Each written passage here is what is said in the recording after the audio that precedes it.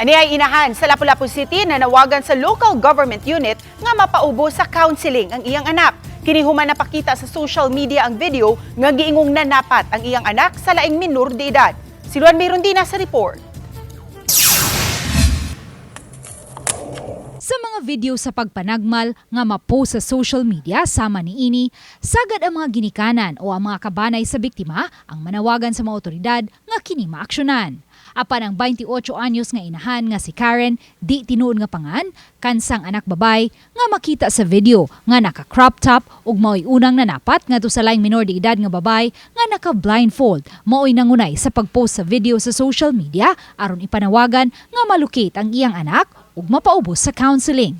Matod niya, nakuha niya ang video sa cellphone sa iyang anak kinsa upat ka adlaw nang wa na uli ug gituuhan niyang nagsigilang kini og kuyog sa barkada. Kada ko sa Lapu-Lapu asam na ko magkita na.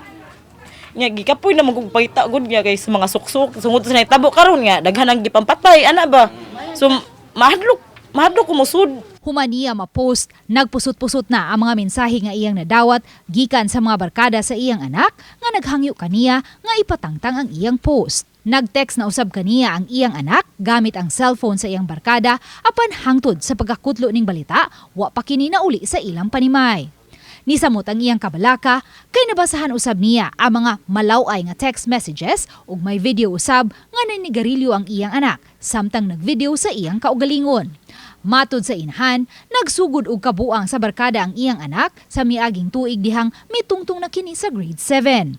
Mulargahay na unta siya sa Kuwait apan wa na lang siya ni dayon. Niuli kog balik diri para mafokusan ako siya nga di gid maglaag og di matuog og laing bay ba kay mao ba na akong di ganahan nga matuog og laing bay. So wala ako mobalik og larga. So hantod karon kay gibuhat na nako ang tanan ma'am. Dili man gid siya patuog yun bisag unsaon. Iyang gipasabot nga wa siya masayod kung asa siya nga ahensya sa gobyerno mudangop aron mapaubos sa counseling ang iyang anak, busa nanawagan na lang siya pinaagi sa social media aron mahatagan og pagtagad sa lokal nga kagamhanan. Kay bawo ko ma'am kay pero nagkuan man pud ko sa katong gikulata bitaw nga nag-viral pud nga nagbinugnuay sa kabatuan ata ito. Tingko ay post lang nako nagka-post na bitaw to na sulbad man ni mayor. Wa siya magmahay nga nakasugat og mga pagsaway sa mga netizens ang iyang post. Lakip na ang posibilidad nga mag-atubang siya og sanction sa iyang post nga naglambigit sa mga menor de edad. Wala po ko magmahay ma'am kay natagad man siya. Natagad siya sa taga City Hall para po nga mao po ni akong gikuan nga ma-counseling siya ba.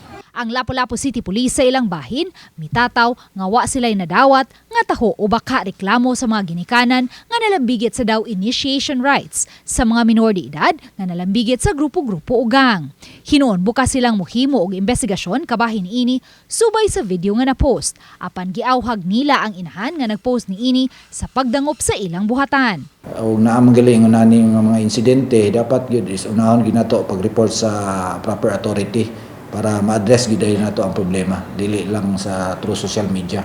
Kaya ang pag-locate man gud lisod ta mag-locate then ma-delayed na hinunta sa ato ang action pwede natong buhaton. Karon lang yung hapon, gipahibaw sa inahan nga midangop na sila sa CSWD Lapu-Lapu City. Uban ni Marlon Melgazo, Luan Mayrondina, Balitang Bisdak.